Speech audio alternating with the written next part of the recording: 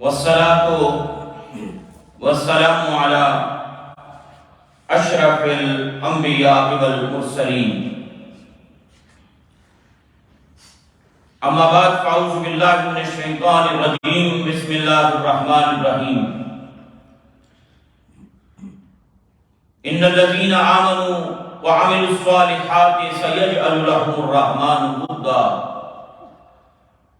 وقال الله تبارك وتعالى في الكلام المجيد إن الذين آمنوا وعملوا الصالحات أولئك هم خير البرية صدق الله العظيم اللهم صل على سيدنا ومولانا محمد معدن الجود والكرم وآله وأصحابه وابنه الكريم وبارك وسلم الصلاة والسلام عليك يا سيدي يا رسول الله وعلى آلك وأصحابك يا سيدي يا حبیب اللہ۔ اللہ رب العزت کی توفیق اور اس کی عنایت سے جمعۃ المبارک کے اس بابرکت دن ہم اپنے خالق و مالک کی بارگاہ میں حاضر ہیں۔ دعا کیجیے اللہ رب العزت اپنے فضل و کرم سے اس حاضری کو قبول فرمائے، اور جب تک جسم میں جان باقی ہے وہ اپنی چوکھٹ پر سر جھکانے کی توفیق عطا فرمائے۔ حضرات،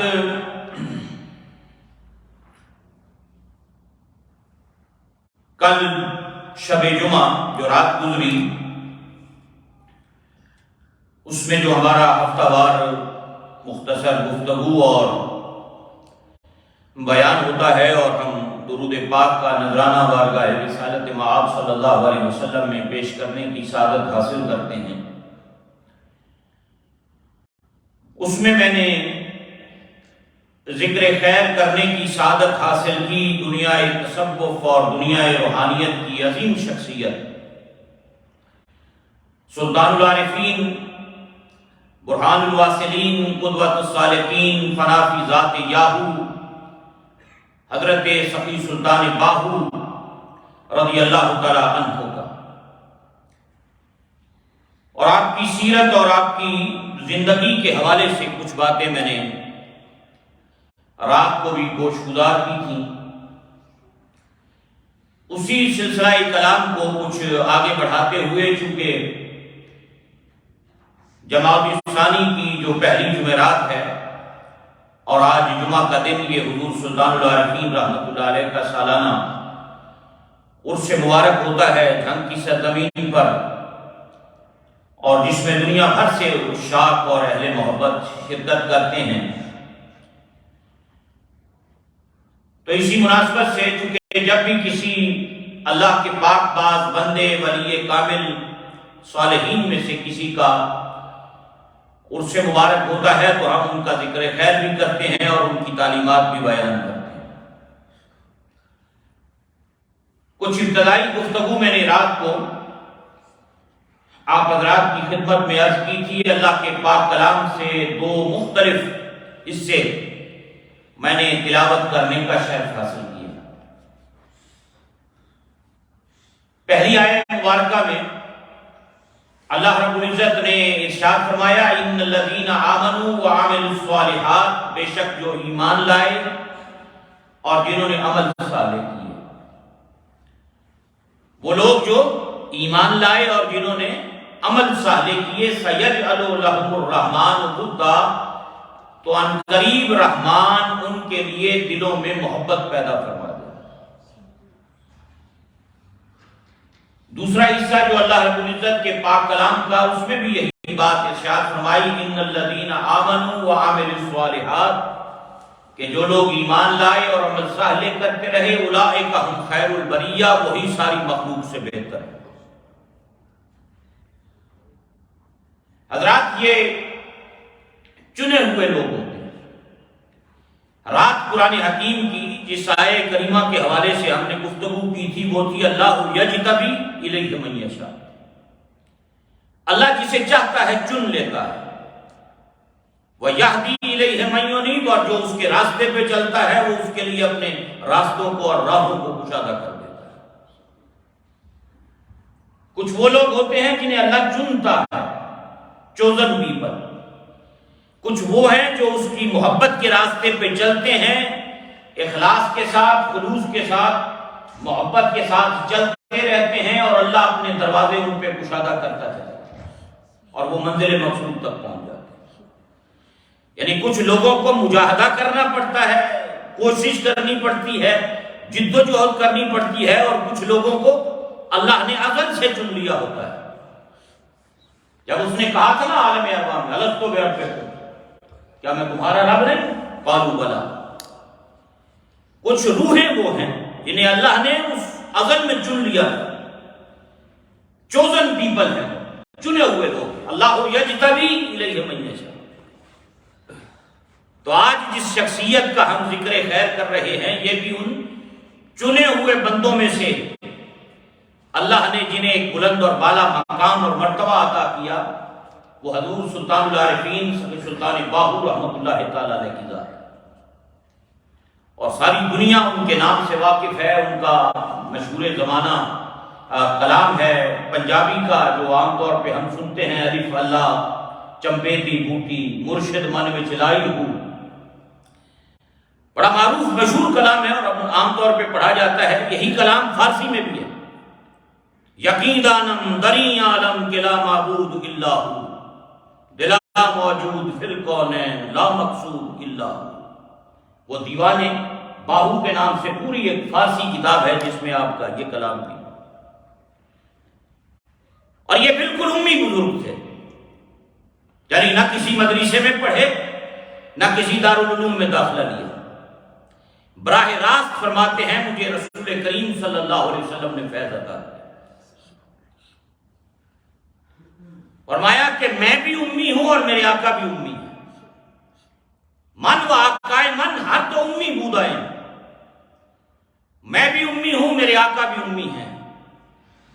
فرق یہ ہے کہ میرے آقا کو رب نے پڑھایا ہے اور مجھے مصطفیٰ نے پڑھایا، جسے علم لدنی کہتے ہیں نا، وَعَلَّمْنَاهُ مِن لَدُنَّا عِلْمًا، جسے قرآن حکیم نے موسیٰ علیہ السلام اور خضر علیہ السلام کے بعد میں جس کا ذکر کیا کہ ہم نے، وہ ہمارا ایک خاص بندہ انہوں نے پایا جسے ہم نے اپنی طرف سے علم لدنی عطا کیا. اور یہ حیران کن بات ہے کہ تقریباً 140 کتابیں لکھی ہیں سلطان العارفین کی، جو فارسی زبان کے اندر تصوف پر، روحانیت پر 140 کی کتابوں کا تذکرہ کتابوں میں ملتا ہے. اور جس میں سے بہت سی کتابیں اب چھپ بھی گئی ہیں اور بہت سی کتابوں کے مخطوطات ابھی کچھ عرصہ پہلے ملے، ان پر کام ہو رہا ہے. آپ حیران ہوں گے کہ ان ہر صفحے کے اوپر جب کلام کرتے ہیں تو پہلے قرآن کی آیت لاتے ہیں، پھر رسول اللہ کی حدیث لاتے ہیں، اور پھر ساتھ کسی نہ کسی فقہا کا اور بزرگوں کا قوال ساتھ نکل کرتے ہیں. یعنی بالکل امی بزرگ، کسی کے پاس نہ گئے نہ پڑھا. فرمایا یہ وہ علم ہے جو اللہ نے رسول کریم علیہ السلام کے واسطے سے مجھے عطا کیا. اللہ اکبر.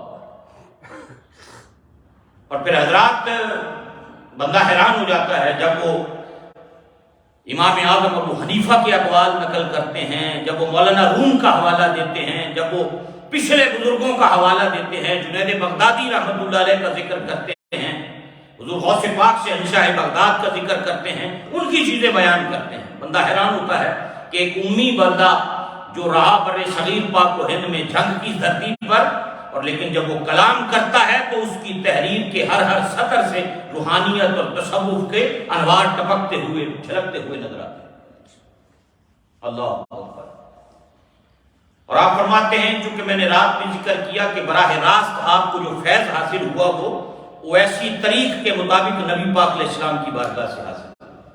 کہا مجھے سیدنا حیدر کرار آپ نے اپنا ایک کشف بیداری کا ایک واقعہ بیان کیا کہ میرا ہاتھ پکڑ کے مجھے نبی پاک علیہ السلام کی بارگاہ میں لے کر، چونکہ آپ علوی ہاشمی ہیں، مولا علی کی اولاد ہے. حضرت سیدنا حیدر کرار کی وہ اولاد جو سیدہ فاطمہ کے بطن سے نہیں بلکہ آپ نے جو دیگر شادیاں فرمائی ان سے جو اولاد چلی، ان میں یہ علوی لوگ آتے ہیں جن کو ہمارے علاقوں کے اندر آوان کہا جاتا ہے. یہ خوشاب اور سرگودا اور آس پاس کے علاقوں میں آوان لوگ کثیر تعداد میں آباد ہیں، ملک کے مختلف حصوں کے اندر آباد ہیں. یہ دراصل سیدنا حیدر کرار علی المرتضیٰ شیر خدا کرم اللہ وجہہ کریم کی اولاد ہے. یہ علوی لوگ ہیں، کیونکہ جو سیدہ فاطمہ کی اولاد ہے وہ سادات کہلاتی ہے، سید کہلاتی ہے. جو غیر فاطمی ہیں وہ علوی ہاشمی کہلاتے ہیں، وہ سید نہیں کہلاتے، لیکن ہیں وہ مولا علی کی اولاد. وہ حضرت عباس کی اولاد بھی ہے، وہ حضرت محمد بن حنفیہ کی اولاد بھی ہے، اور ایک تیسرا نام حضرت زبیر کا آتا ہے کہ ان تینوں سے جو آگے نسل چلی ہے آپ کے صاحبزادگان سے، یہ ان میں سے علوی لوگ ہیں. یہ ہاشمی بھی ہیں، ان میں قریشی بھی ہیں. تو یہ بیسیکلی مولا علی شیر خدا کی وہ اولاد ہے جو حضرت فاطمہ کے وطن سے نہیں، دیگر ازواج کے وطن سے. سلطان العارفین رحمۃ اللہ علیہ آپ بھی آوان ہیں، اور بڑے فخر کے ساتھ اپنی ہر کتاب میں اپنے نام کے ساتھ آگے عرف آوان لکھتے ہیں ساتھ.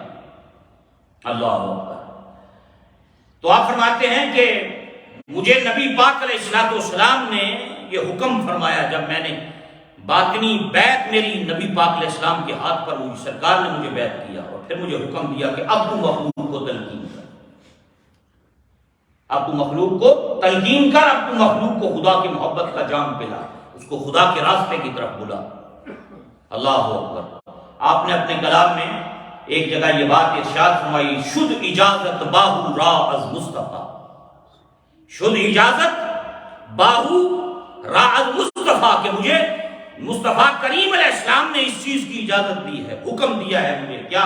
خلق را تلقین وکن بحر خدا، کہ اب تو مخلوق خدا کو خدا کا راستہ دکھا، اللہ کی محبت کے جام پلا.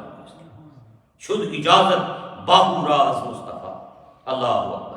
اور آپ کی ایک بڑی مشہور آپ کی ایک کتاب ہے نور الہدا، فارسی زبان کے اندر، اور اس کا ترجمہ جو ہے مختلف زبانوں میں ہوا ہے، انگلش میں بھی ہے، اردو، فارسی اور دیگر زبانوں میں بھی وہ کتاب موجود ہے. اس میں ایک بات آپ نے ارشاد فرمائی.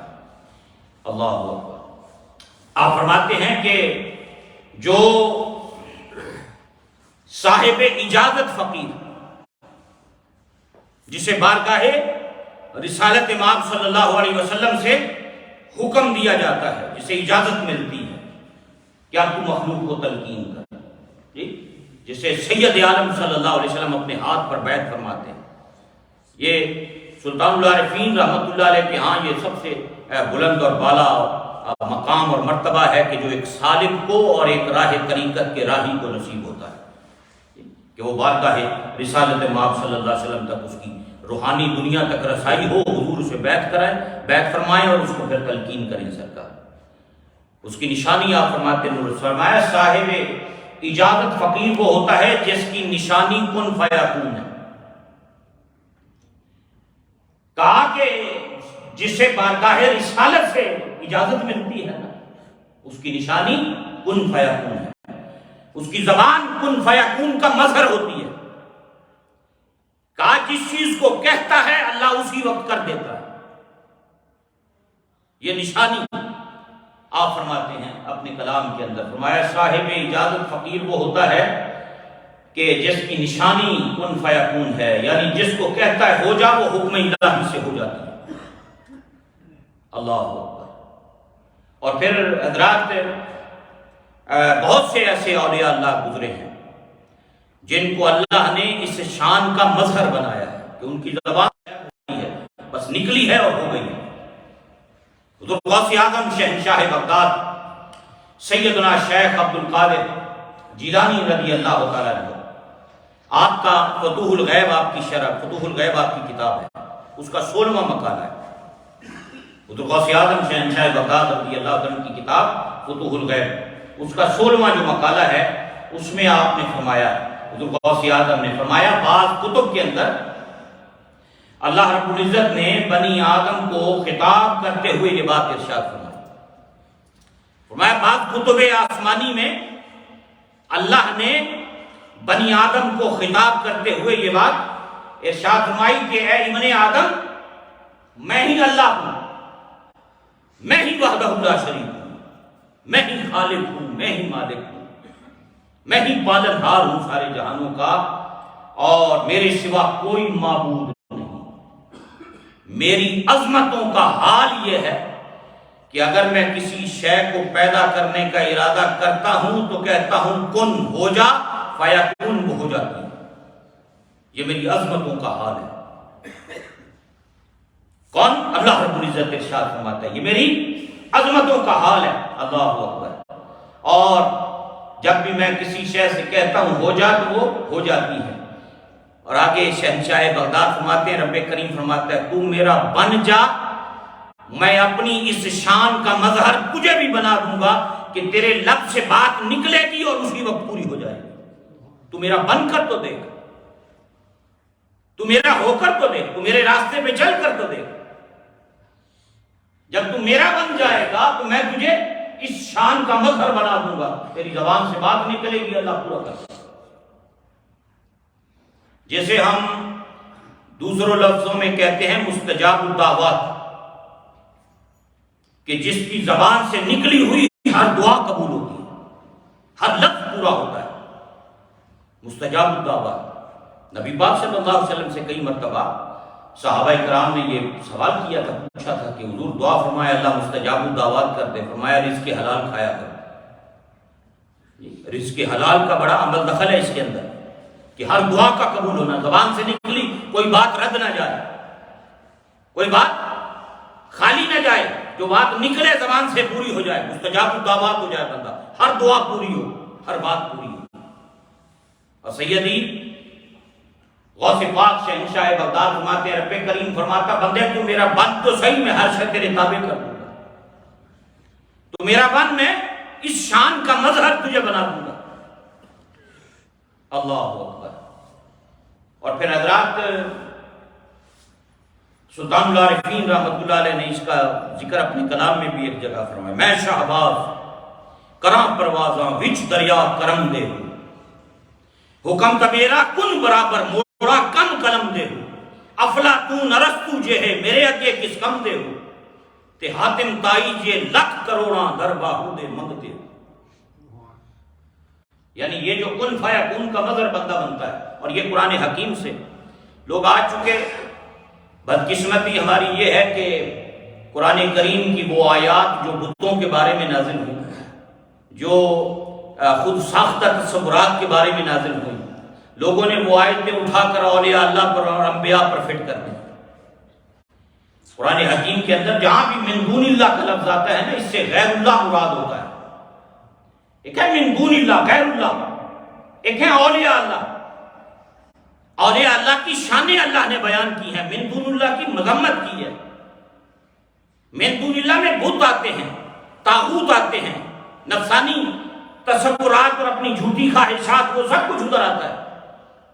اور وہ آیتیں جو بتوں کے بارے میں نازل ہوئی، لوگوں نے اٹھا کر انبیاء پر، صلحاء پر، اولیاء پہ فٹ کر دی، جبکہ قرآن حکیم اولیاء کی شانیں بیان کرتا۔ الا ان اولیاء اللہ لا خوف علیہم ولا هم یحزنون الذین آمنوا وکانوا یتقون لهم البشری فی الحیاۃ الدنیا وفی الآخرہ لا تبدیل لکلمات اللہ ذلک هو الفوز العظیم ان اولیاءہ الا المتقون وعباد الرحمن الذین یمشون علی الارض ہونا وَإِذَا خَاطَبَهُمُ الْجَاهِلُونَ قَالُوا سَلَامًا۔ یعنی اولیاء اللہ کی شانیں اللہ بیان کر رہا ہے اور من دون اللہ کی مذمت کر رہا ہے۔ اب وہ کیا ہوا کہ وہ جو من دون اللہ والی آیتیں ہیں وہ فٹ کر دی لوگوں نے انبیاء پر، اولیاء پر۔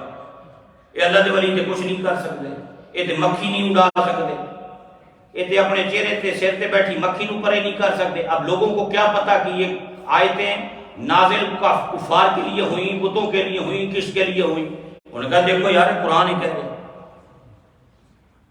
مس گائیڈ کرنا لوگوں کو،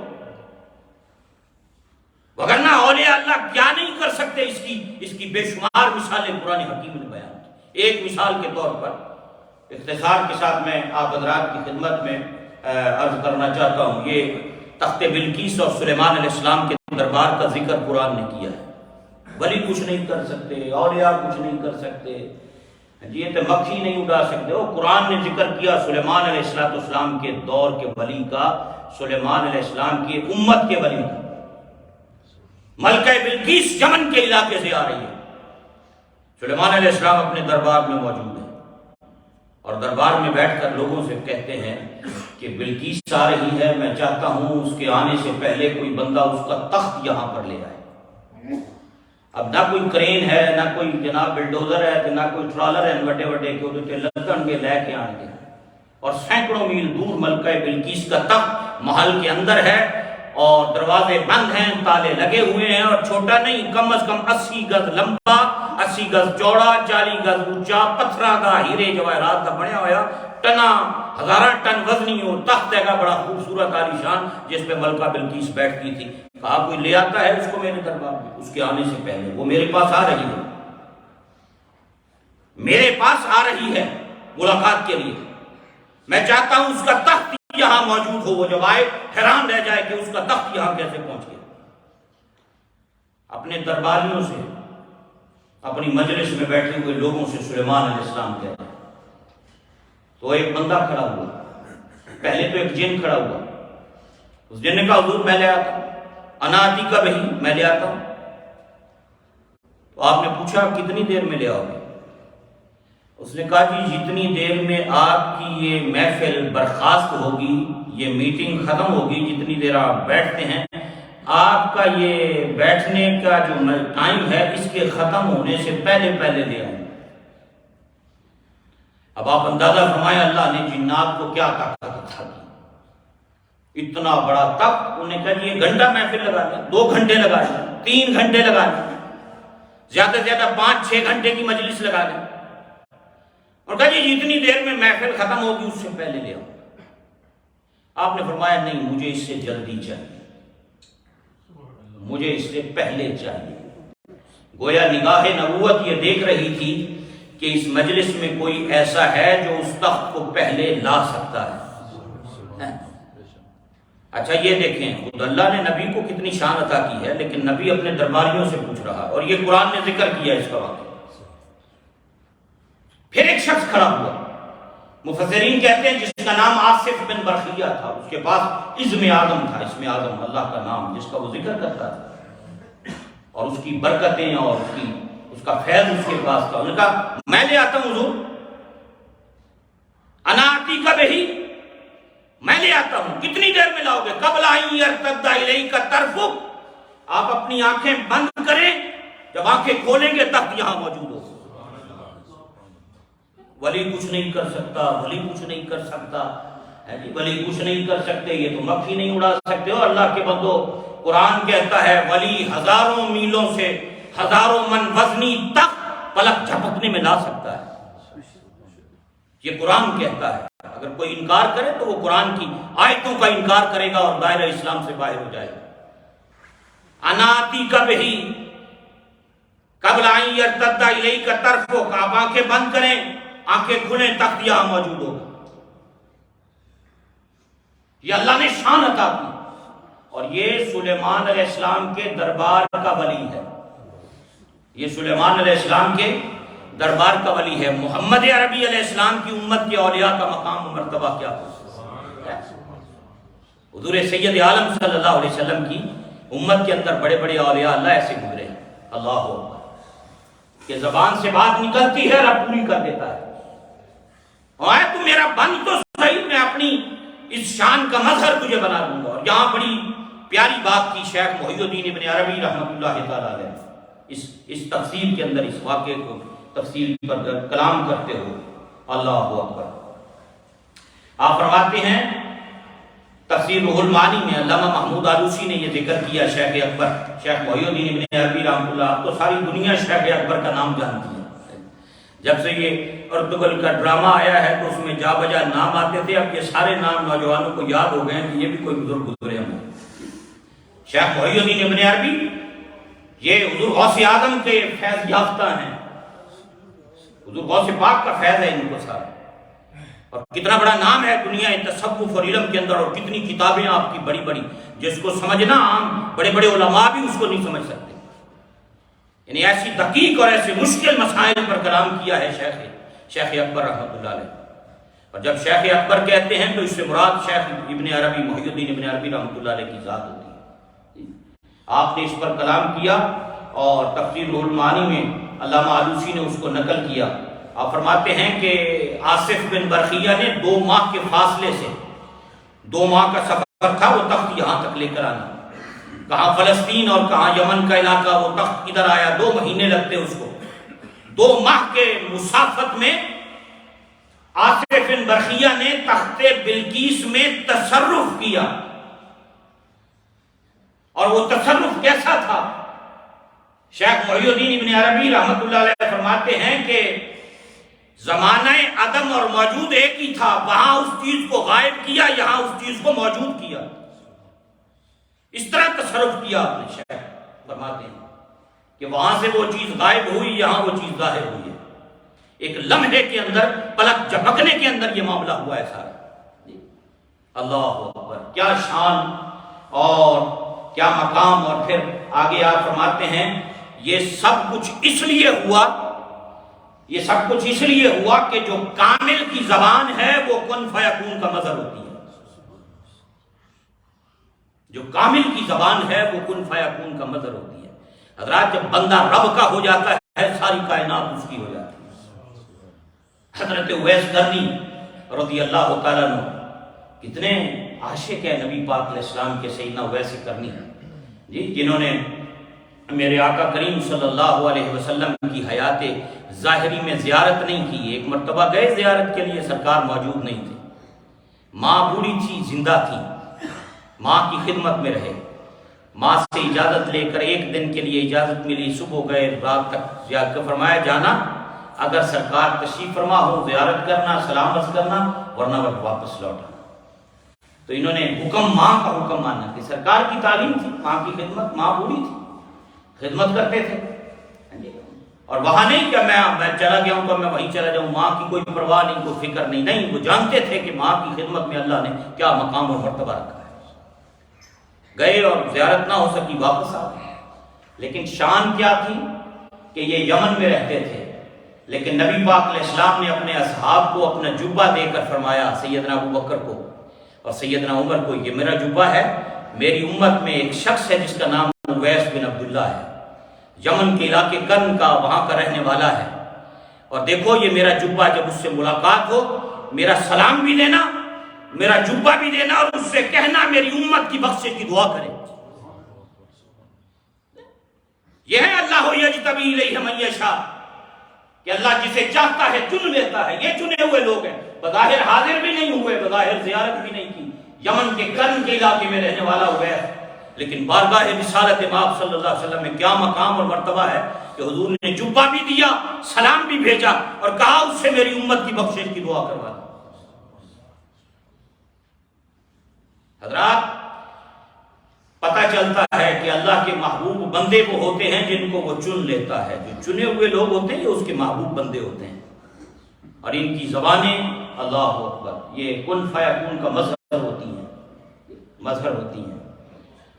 تو حضور شیخ محی الدین ابن عربی رحمۃ اللہ اس لیے ہوا کہ کن فیکون کا مظہر۔ اور پھر سیدنا اویس قرنی ایک دن نماز پڑھ رہے تھے، اور بکریاں بھیڑیں ان کی چر رہی تھیں، اور بھیڑیا حفاظت کر رہا تھا۔ بھیڑیا جانوروں کا دشمن ہے، کھاتا ہے بکریوں کو، لیکن وہ وہاں حفاظت کر رہا تھا۔ لوگوں نے کہا بڑا عجیب معاملہ ہے کہ یہ تو دشمن ہے، کھا جاتا ہے، اور یہ یہاں حفاظت کر رہا ہے، آپ نماز پڑھیں۔ فرمایا میں رب کا کام کر رہا تھا، رب نے اپنی مخلوق کو میرے کام میں لگا دیا۔ مقصد کیا ہے حضرات کہ جب بندہ رب کا ہو جاتا ہے پھر کائنات اس کی ہو جاتی ہے۔ میں شہباز کراں پروازاں وچ دریا کرم دے ہوں، حکم تا میرا کن برابر موڑا کم قلم دے ہوں، افلاطون ارسطو جہے میرے اگے کس کم دے ہوں، حاتم تائی جے لکھ کروڑاں در باہو دے منگ دے ہوں۔ صاحب اجازت فقیر وہ ہوتا ہے جس کی زبان کن فیکون کا مظہر ہوتی ہے، جو بات کہتا ہے اللہ پوری کر دیتا ہے۔ اللہ اکبر۔ اور پھر حضرات یہ اللہ نے اولیاء کو یہ شان اور یہ اجازت اور یہ شرف اللہ رب العزت نے ان کو عطا فرمایا ہے۔ اور ایک چیز جو سلطان العارفین رحمۃ اللہ علیہ کے کلام میں توکل، اس پر پہلے بھی ہم نے بات کی کہ اولیاء اللہ کی تعلیمات کے اندر جو توکل اور بھروسہ ہے نا اللہ کی ذات پر، جو تعلق ہے اللہ کی ذات سے، اعتماد اور ٹرسٹ ہے اللہ کی ذات سے، اس کی بڑی اہمیت ہے۔ اور یہ صوفیاء کے ہاں بہت بڑا بہت بڑا درجہ ہے۔ قرآن حکیم نے سورہ الانفال کے اندر اس کا ذکر فرمایا، بسم اللہ الرحمن الرحیم، انما المؤمنون الذین اذا ذکر اللہ وجلت قلوبہم، اور ایمان والے تو وہی لوگ ہیں کہ جب ان کے سامنے اللہ کا ذکر کیا جائے تو ان کے دل کانپ جاتے ہیں۔ وَإِذَا تُلِيَتْ عَلَيْهِمْ آيَاتُهُ، اور جب ان پر اللہ کی آیتیں تلاوت کی جاتی ہیں، زادتہم ایمانا، تو ان کے ایمان کو تقویت عطا کرتی ہیں، مضبوط کر دیتی ہیں۔ اور پھر آگے ان کی شان بیان کی، وَعَلَىٰ رَبِّهِمْ يَتَوَكَّلُونَ، اور وہ ہر حال میں اپنے رب پر بھروسہ کرنے والے ہیں۔ توکل، اور آپ نے اسی بات کو بڑی خوبصورت انداز میں بیان فرمایا۔ حضرت ابو ہریرہ رضی اللہ عنہ سے مسلم شریف کتاب الجنہ کے اندر ایک حدیث پاک ہے جس میں نبی پاک علیہ السلام نے ارشاد فرمایا کہ ایسے لوگ جنت میں جائیں گے جن کے دل پرندوں کے دلوں کی طرح ہوں گے، پرندوں کے دلوں کی طرح۔ امام نووی شارح مسلم رحمت اللہ تعالیٰ علیہ آپ فرماتے ہیں کہ اس کا معنی یہ ہے کہ وہ ہر حال میں رب پر بھروسہ کرنے والے لوگ ہوں گے۔ جس طرح پرندہ اللہ کی ذات پہ بھروسہ کرتا ہے کہ وہ گھونسلوں میں جمع کر کے نہیں رکھتا کچھ بھی، صبح خالی پیٹ نکلتا ہے، سارا دن پھرتا ہے، تگ و دو کرتا ہے، اور شام کو پیٹ بھر کے اپنے گھونسلے کے اندر واپس لوٹ کے آ جاتا ہے۔ کہا اسے ذخیرہ کرنے کی فکر نہیں ہوتی، بلکہ وہ اپنے رب کی ذات پہ بھروسہ کرنے والے ہوتے ہیں۔ امام نووی رحمت اللہ علیہ آپ فرماتے ہیں کہ اس سے مراد یہ ہے کہ وہ اللہ کی ذات پہ بھروسہ کرنے والے ہوں گے، اور یا یہ کہ ان کے دل نرم ہوں گے۔ اور اس بات کو سلطان العارفین رحمت اللہ علیہ نے بڑے خوبصورت انداز میں بیان فرمایا اپنے کلیم، فرمایا دلیلاں چھوڑ، دال دلیلاں چھوڑ وجودوں، ہو ہوشیار فقیرہ ہوں۔ دال دلیلاں چھوڑ وجودوں، ہو ہوشیار فقیرہ ہوں۔ بن توکل پنچھی اڑتے پلے خرچ نذیرہ ہوں۔ بن توکل، اللہ کی ذات پہ بھروسہ کر کے صبح خالی پیٹ گھروں سے نکلتے ہیں۔ بن توکل پنچھی اڑتے پلے خرچ نذیرہ ہوں۔